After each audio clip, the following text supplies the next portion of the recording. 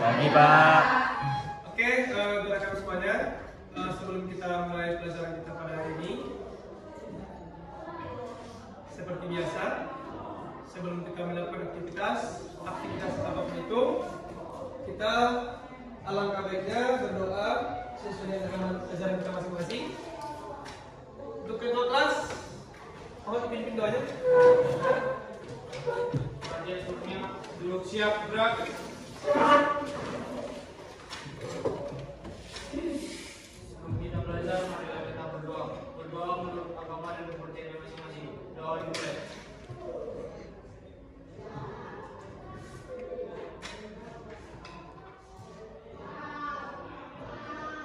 Selamat selesai. Oke, sebelum pelajaran kita mulai, sebelum dahulu kita cek dulu kehadirannya, tempat duduk. Kalau masih ada sampah di bawah meja silahkan dicek. Kedua, dilakukan duduknya.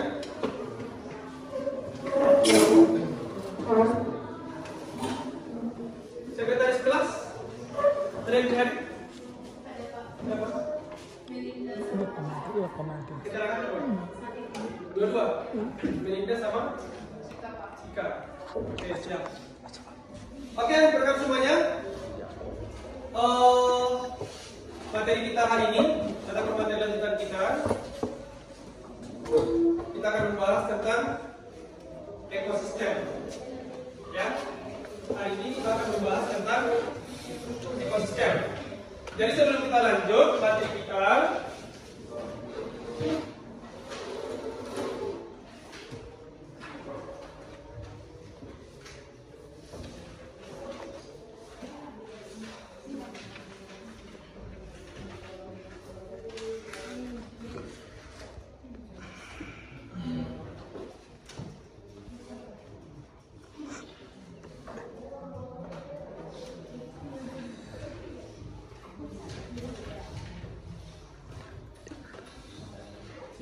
apa ya? Berapa kira-kira? Oke, di sini sebelum kita mulai materi kita masalah materi ekosistem, mungkin anak kami semuanya sudah sering mendengar atau mungkin bahkan sudah memahami secara betul apa sih yang dimaksud dengan ekosistem itu kan, ya? Karena bagaimanapun kita sebagai manusia ataupun organisme ataupun individual, kita sudah terbiasa menghadapi ataupun sudah berada pada ruang lingkup suatu daerah ataupun suatu wilayah. Mungkin karena dari situ anak kami sudah beranggapan bahwa hari ini adalah saya berada dari satu tempat saya bisa dikatakan sebagai habitat ataupun tempat tinggal, ataupun bisa juga dikatakan sebagai ekosistem. Jadi sebelum kita lanjut materinya, untuk mengulik ataupun untuk merespon ataupun merepres ataupun menstimulus kita semua, kalau ada pertanyaan seperti ini, kira-kira jawabannya apa?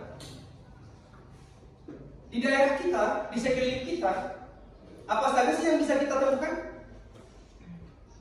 Apakah kita hanya bisa menemukan makhluk hidup atau tidak? Apa saja yang bisa kita lihat? Yang ada di sekitar kita.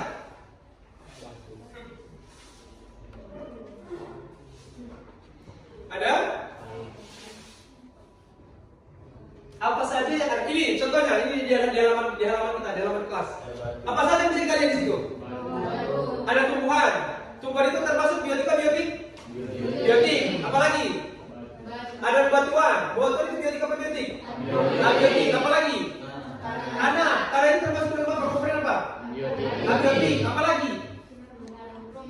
Sinar matahari. Sinar matahari termasuk apa? Abiotik. Apa lagi? Udara. Udara bisa kita lihat? Tidak, tapi bisa kita rasakan. Termasuk komponennya itu komponen abiotik. Yang lain apa lagi? Dari tumbuhan. Ada hewan. Hewan apa saja yang kita bisa kita temukan di halaman kelas? Ada belalang, ada semut, ada kupu-kupu, ada capung.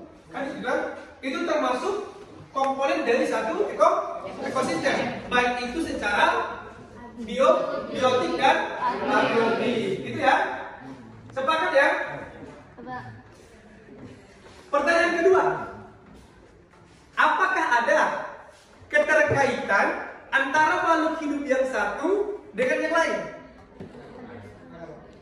Bagaimana kira-kira? Apakah ada keterkaitan atau hubungan antara organisme yang satu, individu yang satu, dengan organisme yang lain, baik itu secara biotik ataupun abiotiknya? Pasti ada. Contohnya bagaimana? Hubungannya apa? Pokoknya kita buat sketsanya bahwa belalang itu hidup di daerah kita dan hinggap di padang rumput. Rumput itu diapakan oleh belalang? Sebagai produsen. Rumput itu sebagai produsen bagi belalang ataupun bagi organisme lain. Kan gitu ya? Karena di satu ekosistem itu ada istilah jaring makanan atau rantai makanan. Ada produsen, ada konsumen tingkat 1, konsumen tingkat 2, konsumen tingkat tinggi, dan tingkat 3, dan konsumen tingkat 4. Begitu ya? Ada istilah saling makan dan dimakan. Gitu ya?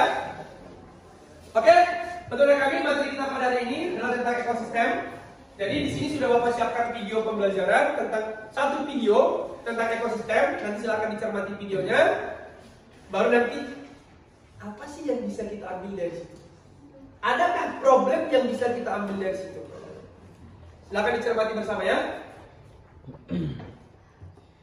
Oke, rekan semuanya, di sini tujuan pembelajaran kita, ya. Tujuan pembelajaran di hari ini, di kesempatan ataupun di materi pertemuan kita kedua hari ini adalah bahwa peserta didik dapat menganalisis bagaimana interaksi antar komponen ekosistem dengan benar. Tadi seperti yang tersinggung, pertanyaan yang tadi kita bahas, kan gitu ya, di mana ada belalang, ada rumput, ada kupu-kupu dan sebagainya. Nah, itu termasuk merupakan komponen dari satu ekosistem. Yang kedua, peserta didik dapat menciptakan solusi permasalahan tentang bagaimana menciptakan keseimbangan ekosistem berdasarkan analisis interaksi antar komponen ekosistem dengan tepat. Nah, bagaimana? Kenapa? Rumput itu untuk apa? Tanah itu untuk apa? Bebatuan itu untuk apa? Belalang itu bagaimana? Bagaimana mereka melakukan pertumbuhan dan perkembangan pada ekosistem tersebut? Kan gitu ya? Bagaimana mereka berkembang biak, di daerah mana mereka, bagaimana mereka mendapatkan makanan, itu kan akan dibahas di satu komponen ekosistem. Bagaimana interaksinya antara satu organisme dengan organisme lain secara biotik atau abiotiknya. Nah, gitu ya.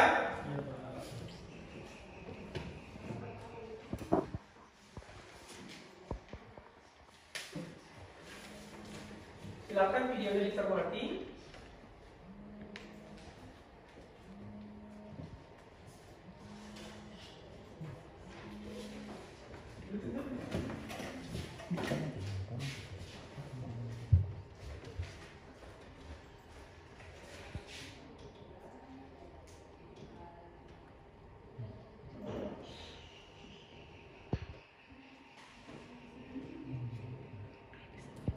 Kendala videonya udah pasti udah tunggu ya.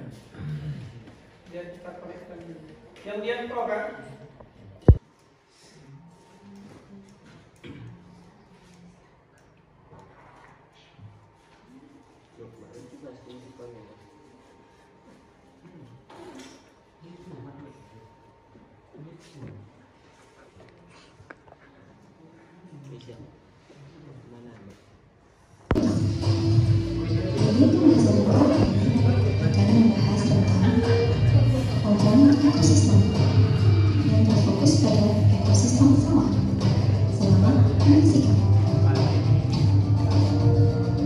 Silakan dicermati videonya.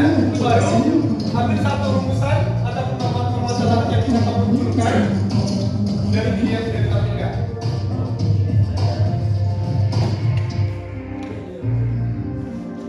Tayangan-tayangan dalam video pembelajaran kali ini sering kita temukan dalam kehidupan sehari-hari.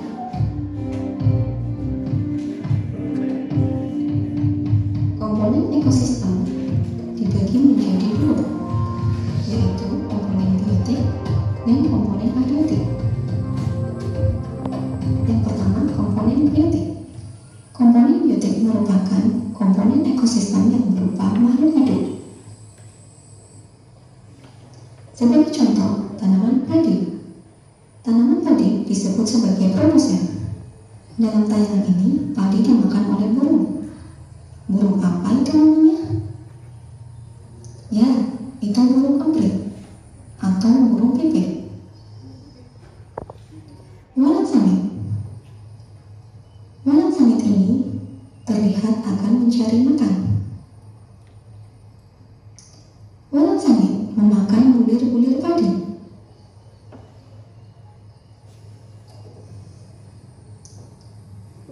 Pernahkah kalian melihat hewan-hewan ini? Laba-laba. Laba-laba akan memangsa walang sangit. Laba-laba, walang sangit, burung emprit atau burung pipit disebut sebagai konsumen. Jika kalian menemukan laba-laba, berhati-hatilah, karena sebagian dari mereka beracun.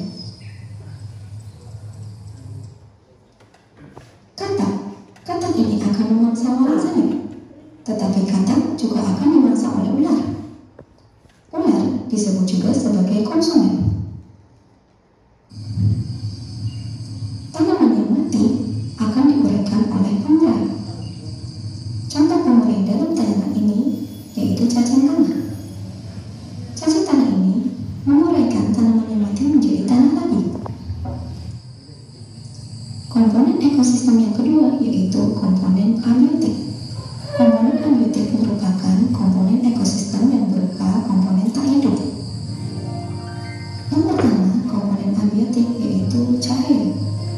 Cahaya matahari merupakan sumber utama energi di bumi. Cahaya matahari dimanfaatkan oleh tumbuhan untuk berfotosintesis. Fitoplankton memanfaatkan cahaya matahari untuk berfotosintesis di air. Bayangkan saja, jika tidak ada cahaya matahari, bagaimana kelangsungan hidup makhluk hidup di bumi ini? Oleh karena itu, kita wajib bersyukur kepada Tuhan Yang Maha Esa atas ciptaannya.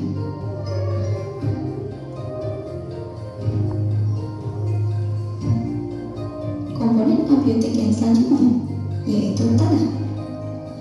Tanah ini memiliki karakteristik lembab dan berair. Tanah ini sering disebut dengan tanah berlumpur.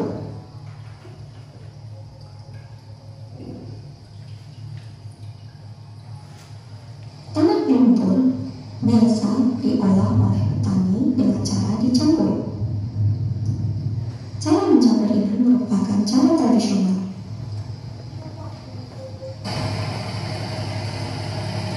Tanah berlumpur juga dapat diolah dengan cara menggunakan alat. Alat apa ini namanya? Traktor. Menggunakan traktor ini merupakan cara modern untuk mengolah tanah yang berlumpur.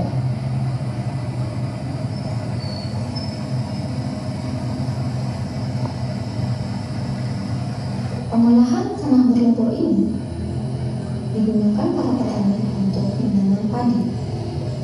Terlihat dalam tayangan ini, para petani sedang menanam benih-benih padi. Selanjutnya ada tanah berpasir dengan karakteristik pasir dan mudah kehilangan air.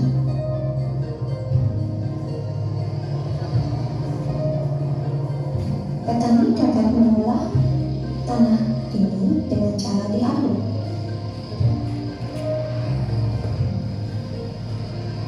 Lihatlah apakah itu ayah kalian atau kawan kalian.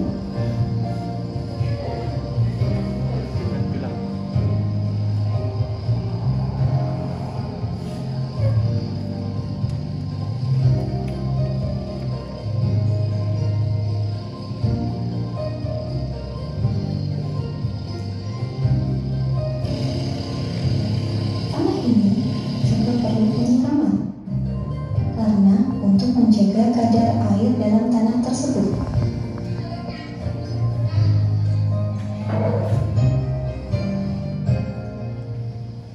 Selanjutnya ada tanah liat.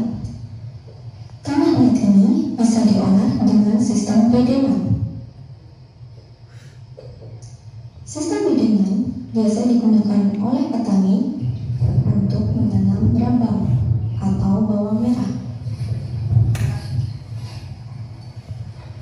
Terlihat petani sedang menyiram bibit brambang atau bawang merah yang telah ditanam tadi. Selanjutnya, komponen abiotik yang ketiga yaitu udara. Udara tak terlihat, tetapi bisa kita rasakan melalui angin.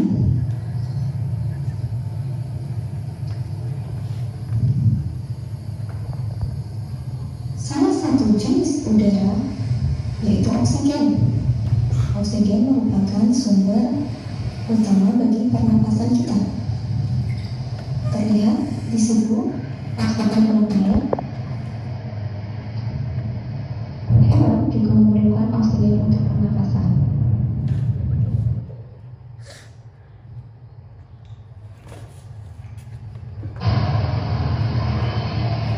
Komponen abiotik yang terakhir atau keempat yaitu air.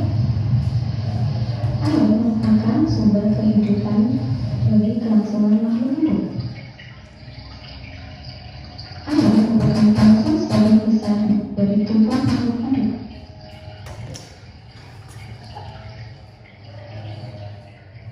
Kita coba dapat bisa membayangkan bagaimana jika tidak terdapat air. Air di sini juga menjadi habitat beberapa makhluk hidup. Dalam tayangan ini, makhluk hidup itu berupa telur yang sedang ditangkap oleh seseorang dan ular.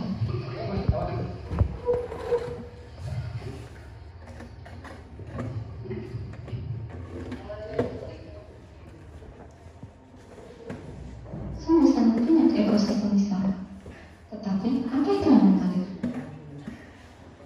Ya, itu sampah. Sampah banyak sekali. Siapa yang melakukan perbuatan seperti itu? Siapa yang akan menanggung akibatnya? Siapa yang akan bertanggung jawab?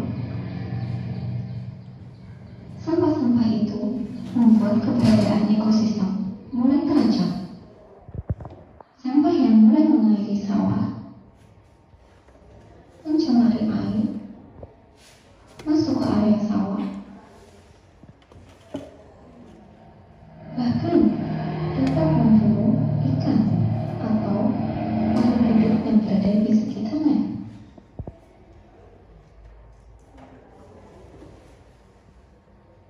Air yang terkontaminasi oleh sampah tersebut terus-menerus dapat merusak tanah dan membunuh mikroorganisme tanah. Para petani sudah kecanduan dengan penggunaan pupuk kimia yang sangat praktis. Padahal pupuk kimia memiliki dampak negatif karena dapat merusak keberadaan ekosistem. Asap juga menimbulkan masalah. Asap mengandung racun yang dapat membunuh beberapa jenis organisme.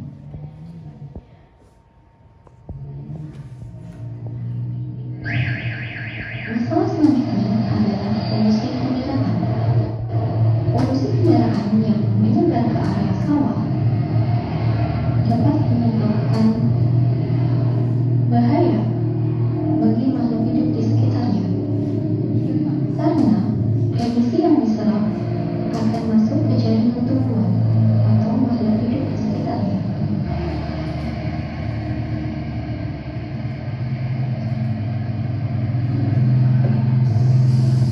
Selanjutnya, berikan solusimu agar ekosistem tetap terjaga, khususnya ekosistem sawah, sehingga para petani akan tetap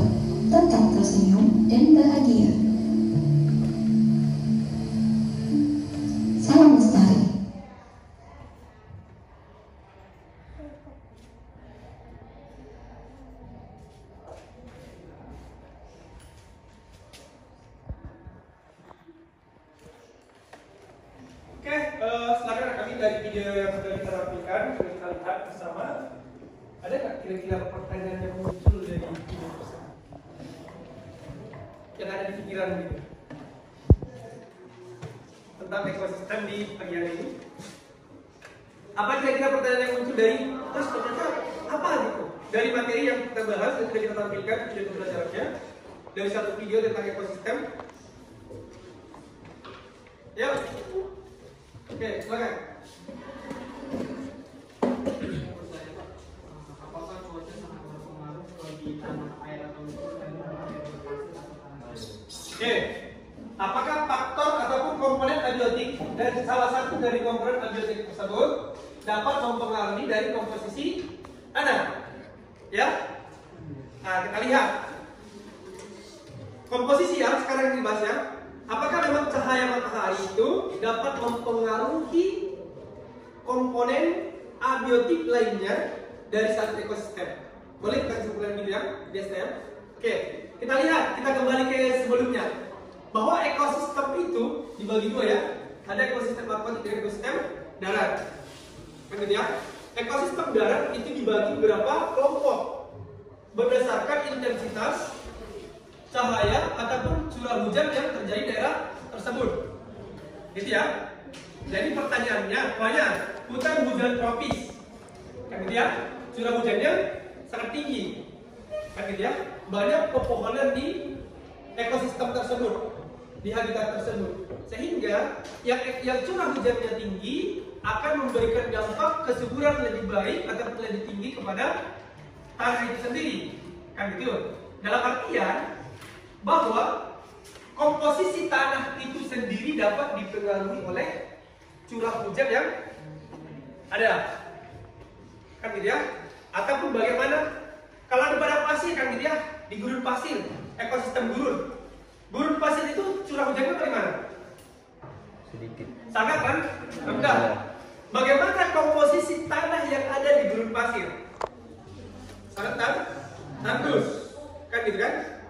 Yang tumbuhan yang hidup di ekosistem gurun juga terbatas. Ibaratnya kalau kita pergi ke daerah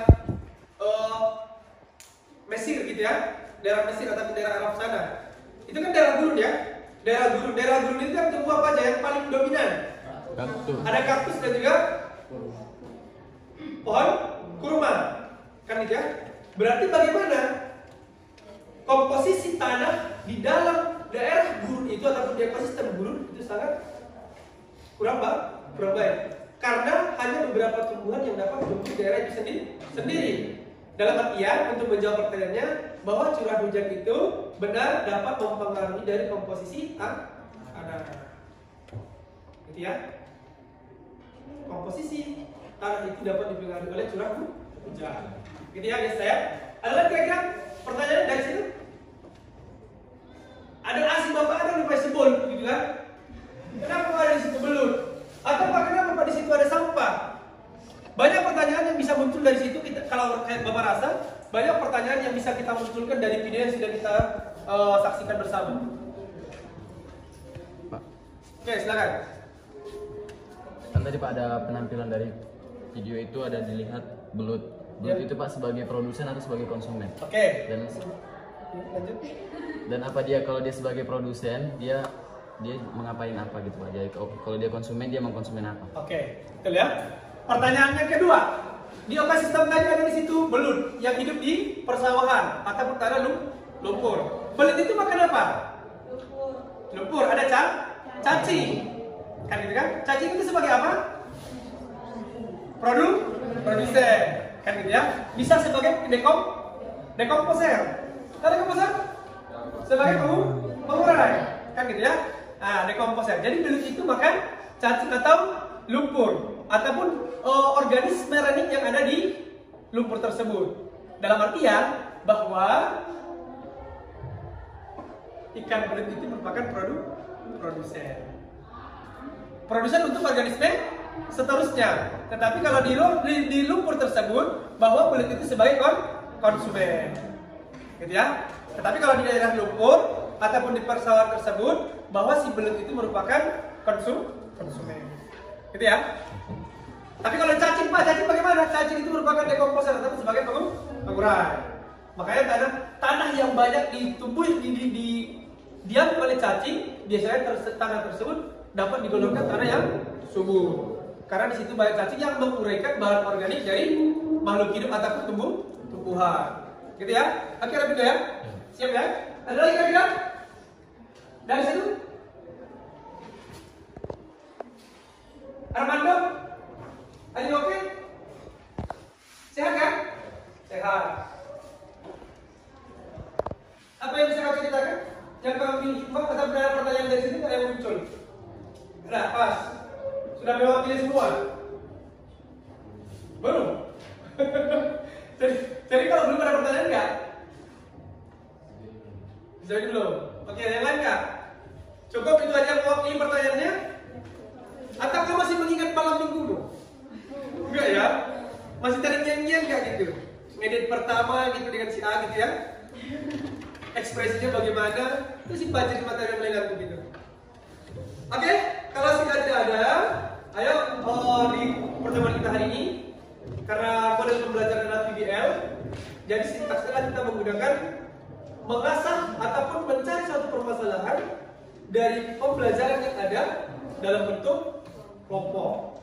Oke, seperti biasa, Bapak kita bagi kelompok ada 20 orang, kita bagi 5 kelompok, jadi satu kelompok itu terdiri dari 4 orang. Biar lebih gampang aja, biar lebih gampang. Hari ini kita buat ke samping atau ke belakang? Belakang. Samping atau belakang? Belakang. Oh, kalau ke samping 5 ya? Iya, Pak. Berarti ke belakang aja lah, ke belakang 4. Oke. Itu kan dari tadi. Oh. Itu ada lebih. Ada yang sisa, itu ada sisa. Itu si Anugrah sama si Baik belum ke sini. Berarti ada 5 kelompok. Oke, silakan. Silakan diangkat kursinya atau ke mejanya. Diatur jaraknya, jangan berapa.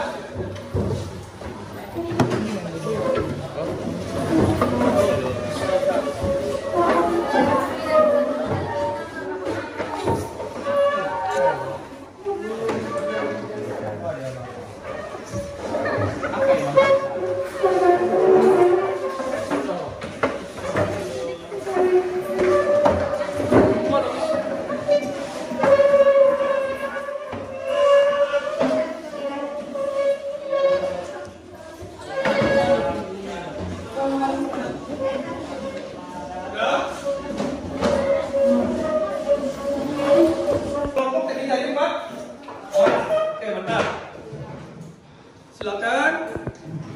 Ini adalah lembar kerja yang Bapak bagikan. Silakan dipahami. Ini dulunya kok begini. Kalau kelompok itu melingkar lah. Biar nggak satu kali nanti. Biar nggak garing ya.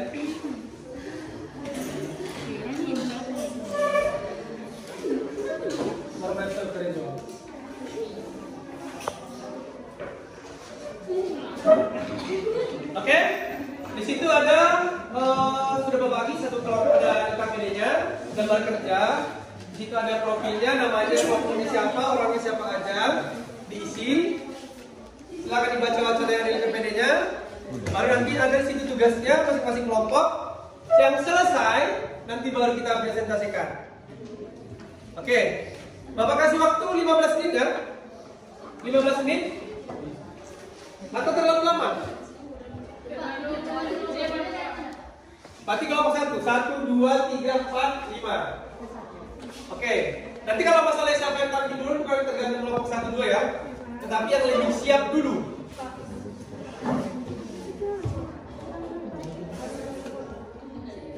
Iya. Boleh kalau bawa handphone, boleh dicari, digunakan kalau salah ya. Ya bisa, dan lebih gampang, bertahun lebih. Karena di sini kan mencari sumbernya kan bisa. Bisa dari buku, bisa dari jurnal yang ada yang sudah pernah kau bahas. Silakan ditulis dulu nama kelompoknya. Kelasnya jangan lupa 10. Ya tuh. Ya kan ada pecahan kan?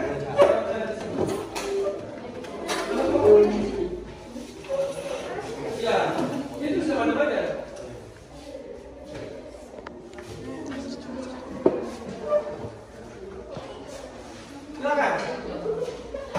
dimatikan apanya ya?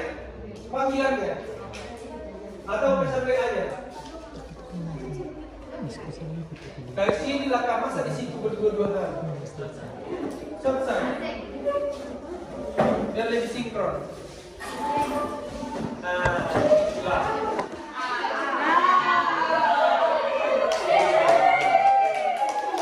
Oke, silahkan kerjakan tugasnya ya.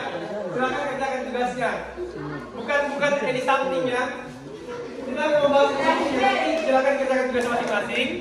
Yang sudah Bapak serahkan, masing-masing kelompok.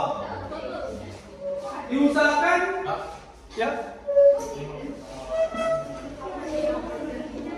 Setelah didikasikan,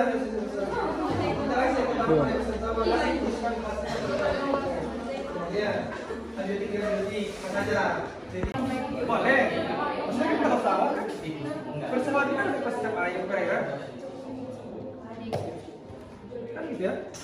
Pak, komponen abiotik kan istilahnya siapa? Supaya sebagai tempat tumbuh berkembangnya organisme lain, termasuk tumbuhan atau ilalang atau padi, kan gitu kan? Air perannya apa? Iya kan? Iya tergantung perannya masing-masing. Iya termasuk. Tulis di situ perannya. Kalau abiotik kan nggak mungkin di situ perannya apa gitu kan, kamu sebagai konsumen atau produsen, tapi kan sebagai peran dia sebagai, kalau abiotik kan di situ termasuk ke peran dia dalam kehidupan ya kan gitu kan, tapi kan dia sebagai abiotiknya, sebagai habitatnya air kan gitu kan, gitu ya. Iya, dicari aja di sumber apapun kan ada di situ kan, ada wacananya, boleh. Jadi harus dipahami dulu tujuannya apa.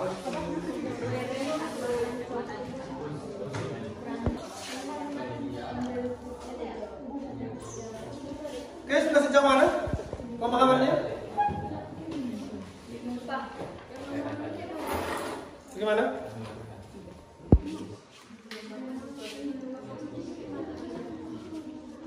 Nomor kan abiotik dan biotik banyak apa saja interaksi terjadi.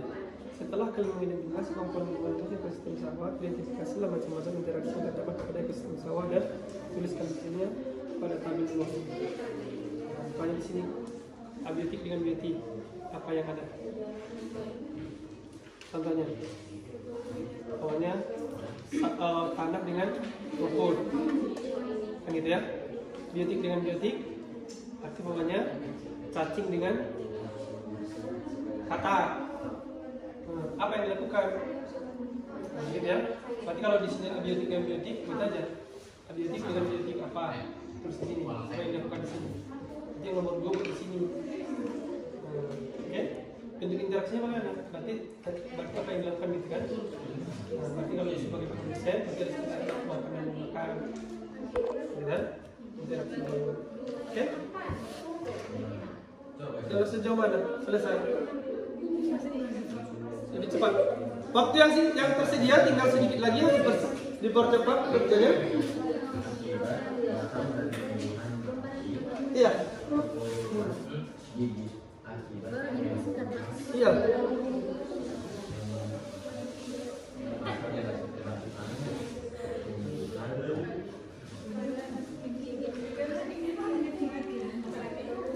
Nomor 1.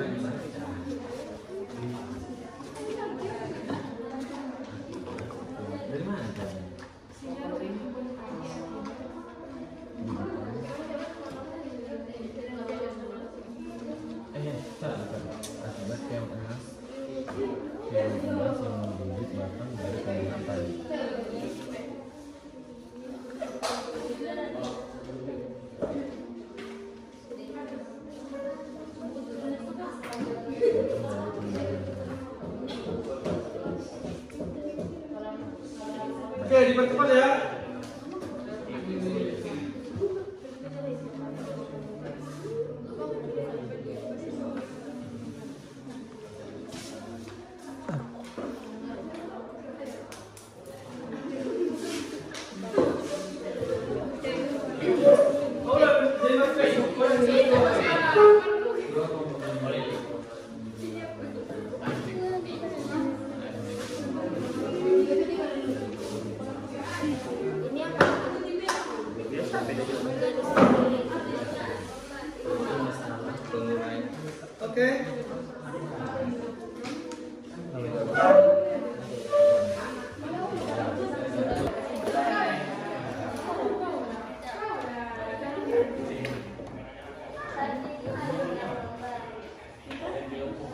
Balik.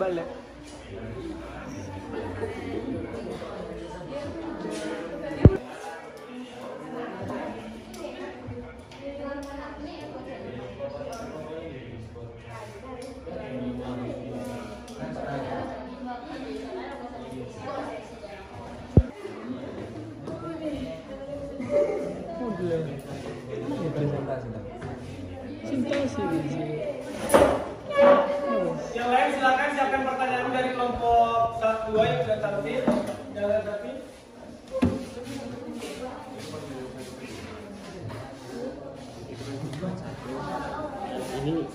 Ini satu tanda panah dua. Ini produsen ini salah.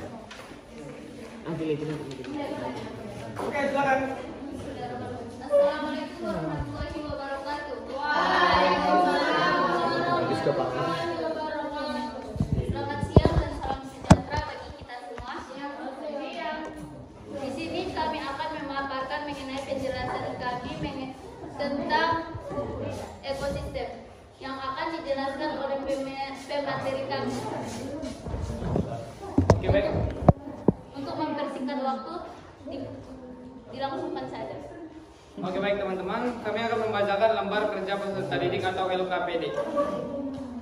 Langsung saja kita mempelajari tentang wacana yang bertemakan hama keongmas serang puluhan hektar padi di Lebak. Oke baik, hasil tabel dari penelitian.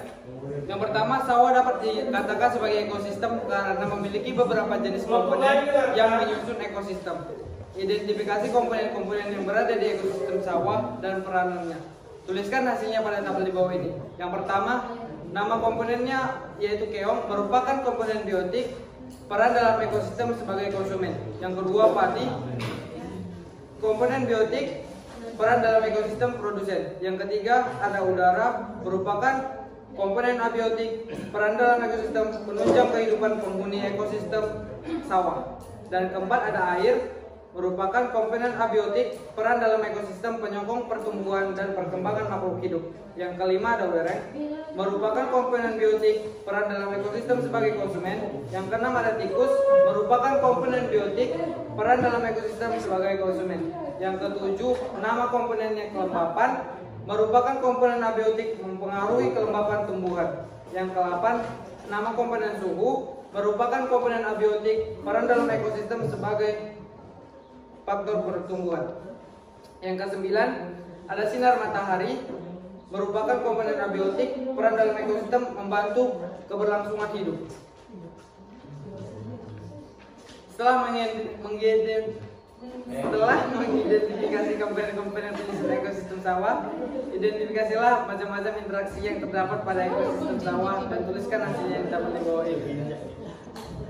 Yang pertama, abiotik dengan biotik yaitu cahaya dengan padi, biotik dengan biotik yaitu keong dengan padi.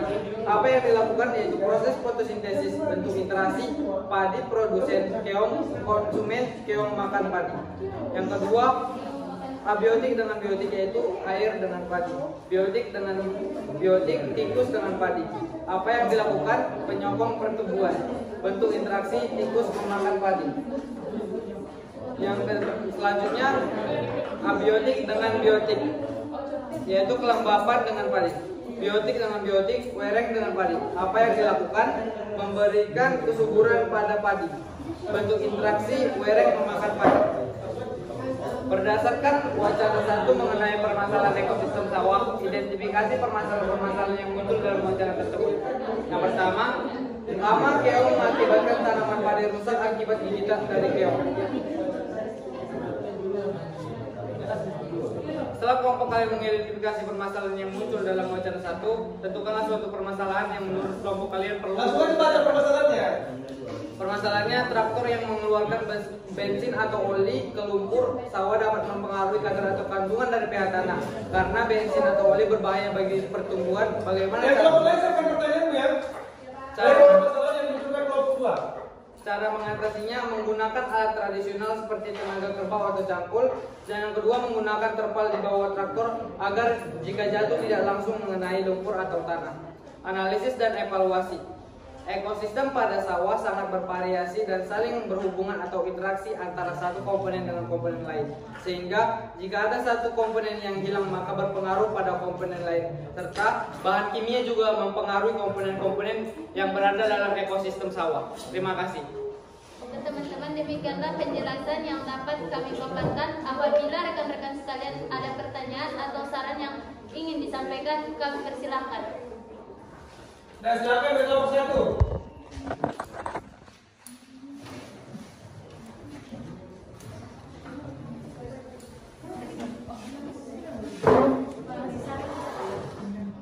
Kelompok 4 dulu, kelompok 4. Oke. Saya dari kelompok 4 ingin menanyakan hal apa yang harus dilakukan seorang petani agar terhindar dari hama. Sekian. Terima kasih untuk pertanyaannya. Apakah masih ada pertanyaan lain sebelum kami menjawab pertanyaan dari kelompok 4? Kelompok 5. Kami dari kelompok 5 ingin bertanya, mengapa penggunaan traktor dipermasalahkan? Padahal penggunaan traktor itu sangat dibutuhkan untuk meningkatkan produktivitas dan efisiensi dalam pekerjaan mengolah tanah. Baik.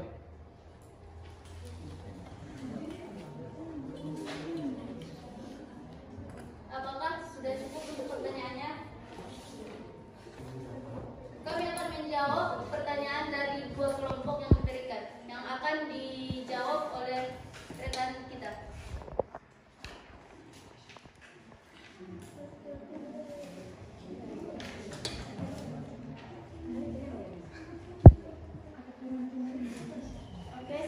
Oke, baiklah, saya akan menjawab pertanyaan dari kelompok 4. Hal apa yang harus dilakukan oleh petani untuk terhindar dari hama?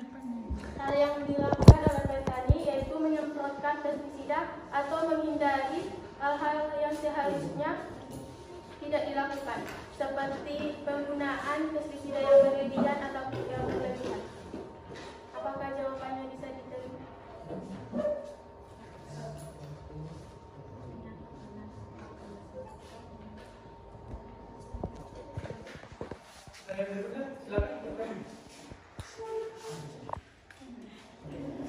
Saya akan menjawab pertanyaan dari saudara Armando.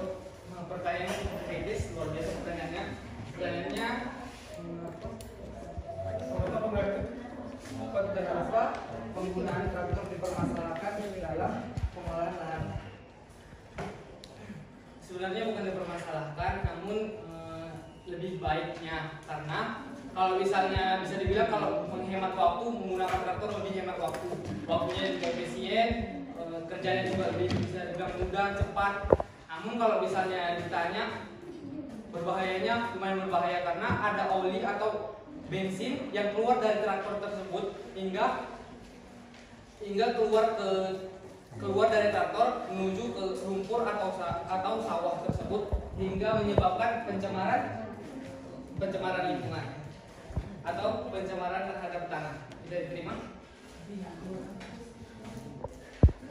Bisa diterima, Armando? Baik, itulah jawaban dari kelompok kami. Apabila rekan-rekan ingin memberikan tanggapan, dipersilakan.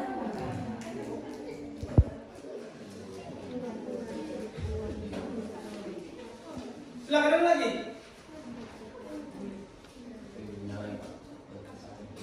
Baik, demikian dari presentasi kami akhiri. Assalamualaikum warahmatullahi wabarakatuh. Waalaikumsalam. Terima kasih untuk kelompok. Ya, tadi ada pertanyaan dari Armando ya, kenapa penggunaan traktor ini dipermasalahkan gitu ya?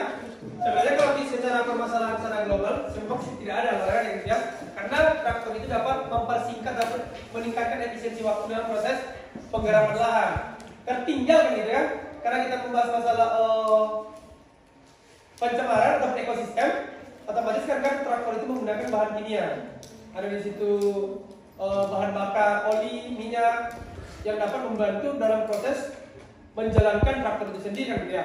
Kemungkinan besar ketika dalam proses penggunaan maka terjadi rembesan dari traktor itu sendiri yang kemungkinan besar dapat berdampak buruk pada pertanian kan gitu ya.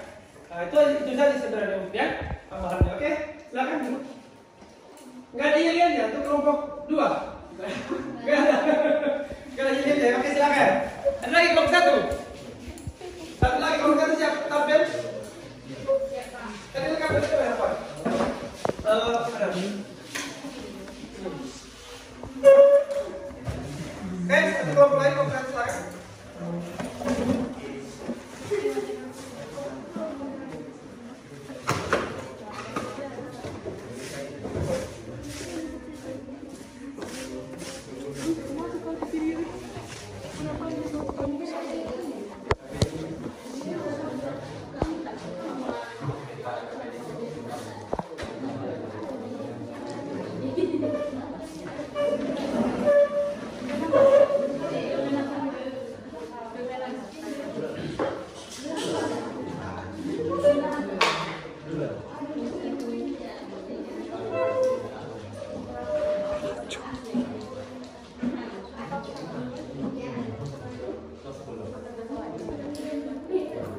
Assalamualaikum warahmatullahi wabarakatuh.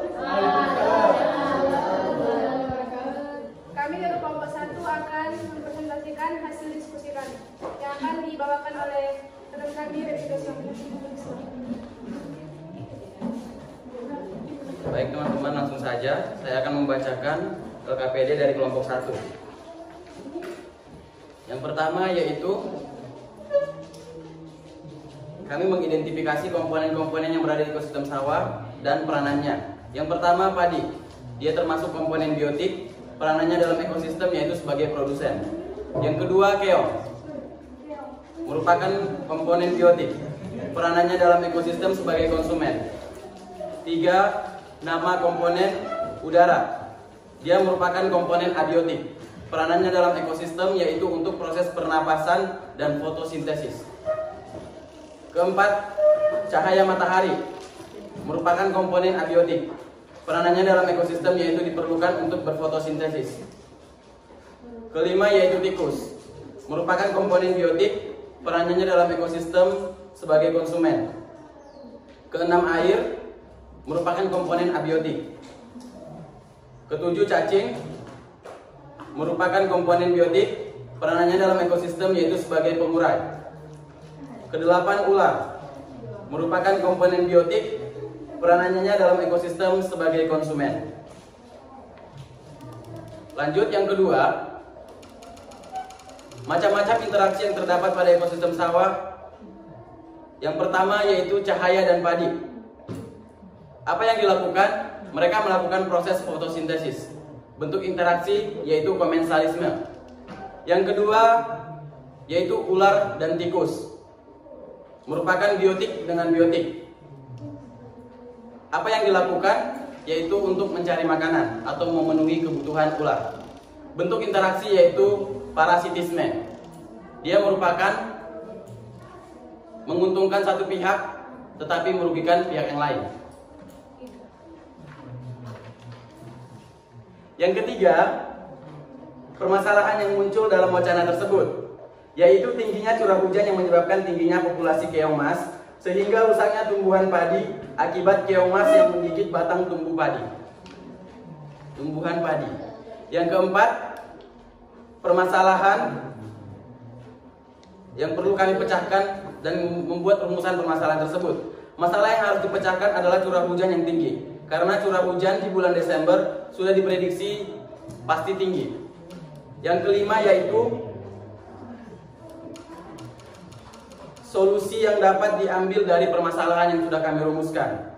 Para petani padi harus lebih bijaksana dalam memilih kapan harus memulai menanam bibit padi sesuai musim dalam daerahnya tersebut, agar tidak terjadi kelebihan air atau kekurangan air pada saat penanaman tumbuhan padi. Analisis dan evaluasi. Petani harus lebih bijak dalam mengatur waktu penanaman sampai panen agar tidak terjadi kelebihan air atau kekurangan air. Cukup sekian yang dapat kami presentasikan. Sekian, terima kasih. Bagi kelompok lain yang ingin bertanya dipersilakan. Oke, silakan kelompok yang lain yang mau memberikan pertanyaan ataupun evaluasi atau tanggapan, dipersilakan untuk kelompok 1.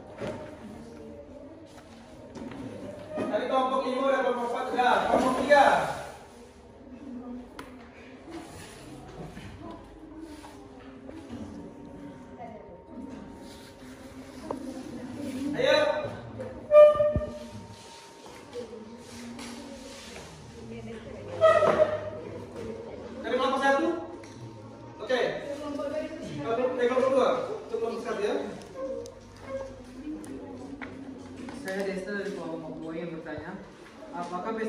atau racun keong dapat memperlambat pertumbuhan padi dan dapat mengganggu hewan-hewan yang ada di ekosistem sawah. Terima kasih. Apakah pestisida dapat memperlambat pertumbuhan dari padi dan mengganggu ekosistem ataupun makhluk hidup organisme yang ada di sawah, persawahan?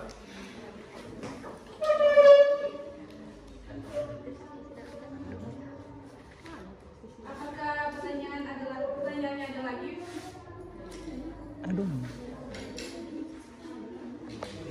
Silakan.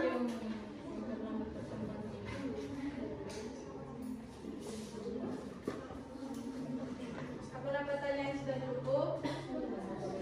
Oke, silakan jawab diskusi dulu. Baik, saya akan menjawab pertanyaan dari kelompok 2.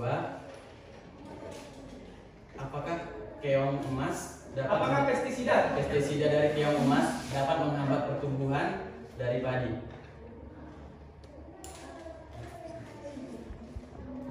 Jawabannya, kalau menurut kami, pestisida itu merupakan racun yang terdapat pada pupuk yang mengandung kimia. Tetapi keong emas itu merupakan hewan yang dapat merusak ataupun dapat dia hinggap di padi yang dapat menyebabkan lambatnya ataupun kurangnya laju pertumbuhan dari padi sehingga mengalami kerusakan pada padi. Pertanyaannya, apakah pestisida keong emas ada itu ya, jenisnya ada keongkok, ada apa segala macam, dapat memperlambat pertumbuhan padi dan merugikan ekosistem yang lain di persawahan?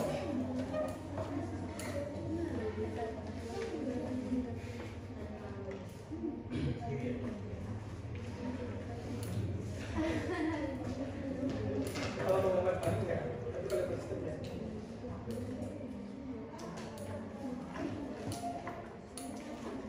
Kalau pestisida pada keong emas, jawabannya tidak memperlambat laju pertumbuhan pada padi, tetapi dapat merusak ekosistem lingkungan Di persawahan.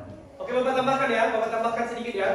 Apakah pestisida keong emas itu dapat menghambat proses pertumbuhan dari padi itu sendiri? Kalau pertumbuhan padi tidak ada pengaruh terhadap pestisida keong tersebut, tetapi apakah merusak ekosistem persawahan? Jelas, karena organisme yang ada di persawahan tersebut akan menyerap pestisida yang kita semprotkan ke dalam persawahan. Maka kemungkinan besar ekosistem yang ada di persawahan tersebut akan mengalami kematian, sama dengan keong itu sendiri.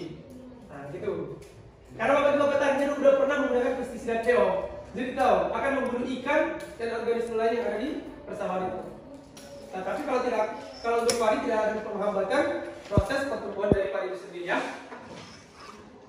Oke, ya kan? Di close pakai seremoni ada yel-yelnya? Oke, silakan.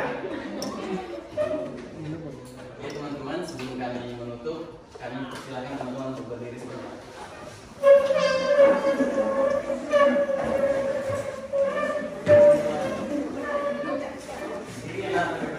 Kita mau melakukan peregangan sebentar agar tidak terlalu tegang.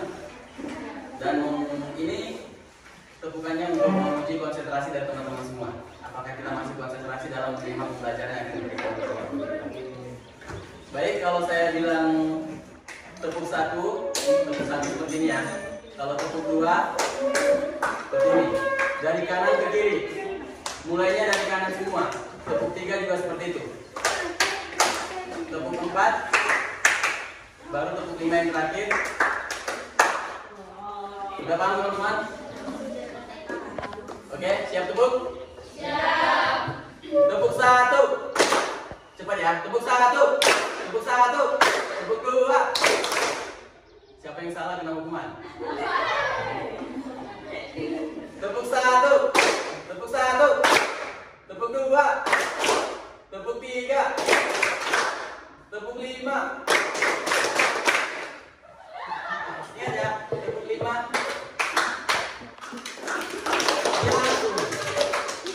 Oke. Kalau ada yang salah saya hukum ya. Karena saya sudah pegang kendali. Oke, tepuk 1. Tepuk 1.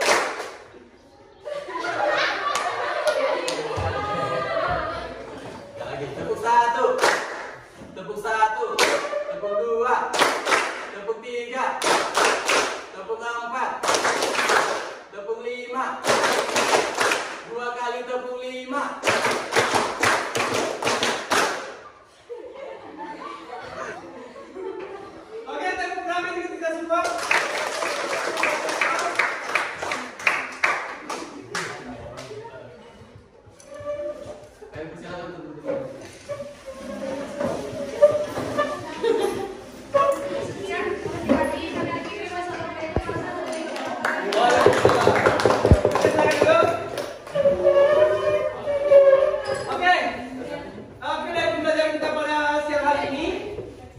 Apakah ada kendala atau kesulitan dalam proses penyelesaian LKPD-nya?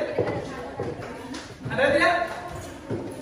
Ada kendala atau kesulitan yang berarti tadi pada saat pelaksanaan? Tidak ada? Tidak ada ya? Tidak ada ya? Aman semua kan? Oke, untuk kami berhubung karena materi selesai, maka kasih ada 5 soal. Silakan dijawab. Ambil kertas boleh, di bukunya boleh. Langsung silakan dikerjakan. Ambil boleh, buku latihannya boleh ya. Di buku latihannya boleh. Masing-masing.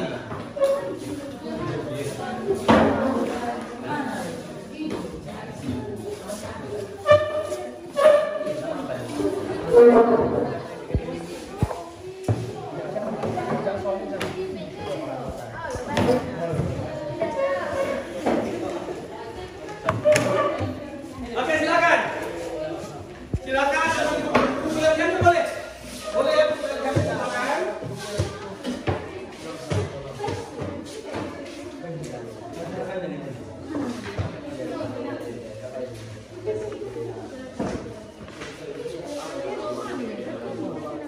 Oke, rekan silakan. Soalnya uraian.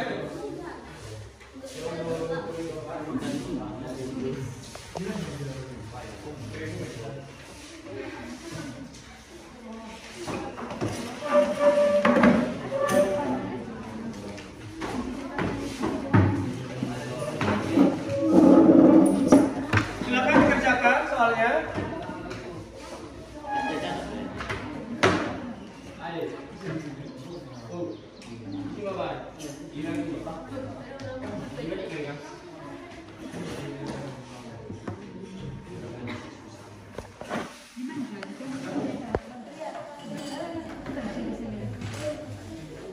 Komponen penyusun ekosistem. Apa saja? Kita baca soalnya. Komponen penyusun ekosistem soal nomor 1.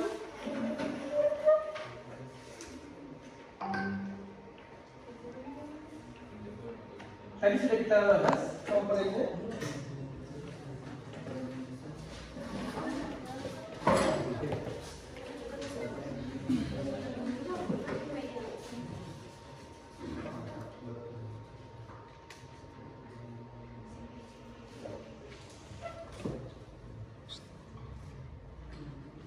Akan ditulis, dijawab.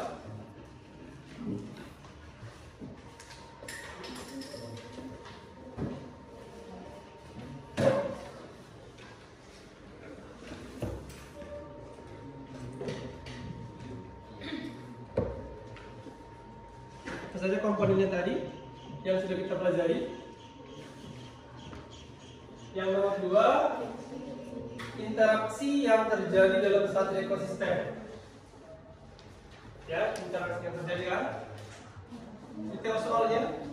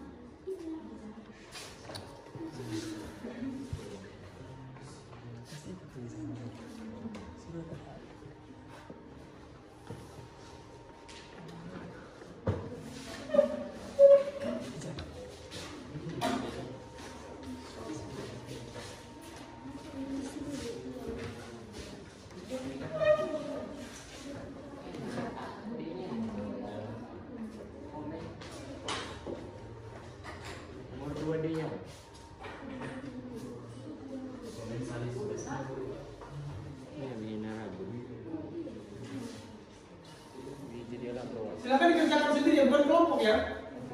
Kerjakan sendiri aja, bukan kelompok.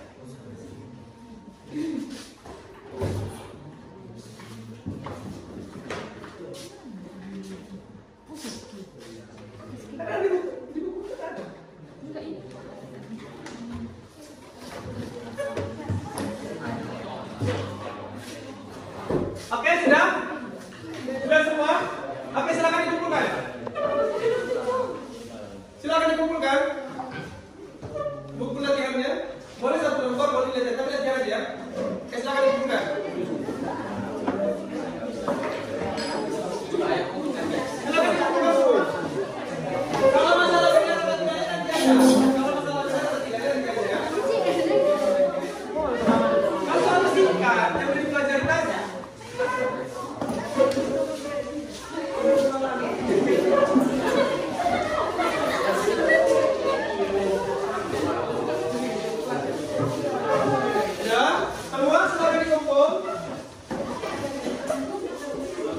Nanti Bapak share aja materinya semua ya.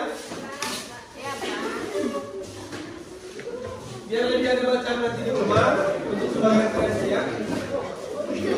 Sudah semua? Oke. Nanti akan kita bahas kembali ke berikutnya. Oke, silakan duduk. Silakan duduk. Sudah habis. Karena waktu kita sudah habis, Bapak rasa. Pertemuan kali ini kita cukupkan sampai di sini. Mudah-mudahan apa yang kita bahas kali ini ada manfaatnya. Bisa diingat, bisa di-save di memorinya untuk tambahan wawasan.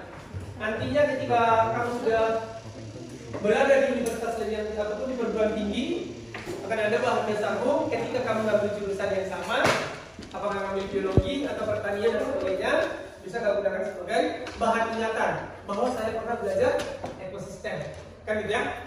Oke, sampai ke depan ataupun pertemuan berikutnya kita akan bahas masalah daun biokimia, baik itu nanti nitrogen, baik itu nanti tahu daun biokimia. Ada nitrogen. Berapa lagi? Apa? Oksigen. Karbon dioksida. Oke, kita akan lanjut. Kita jumpa kembali di pertemuan berikutnya di hari Kamis ya. Ya, di hari Kamis kita akan bahas masalah daun biokimia. Untuk hari ini kita cukupkan sampai di sini. Kita menutup kegiatan pada siang hari ini. Mari kita mengucapkan hamdalah bersama-sama. Dan semoga kita diberikan keberkahan dan kesehatan selalu agar kita bisa melakukan aktivitas kita seperti biasanya. Sekian dan terima kasih dari Bapak. Kurang dan lebihnya kita ulangi lagi nanti ke depan, hari ke depan.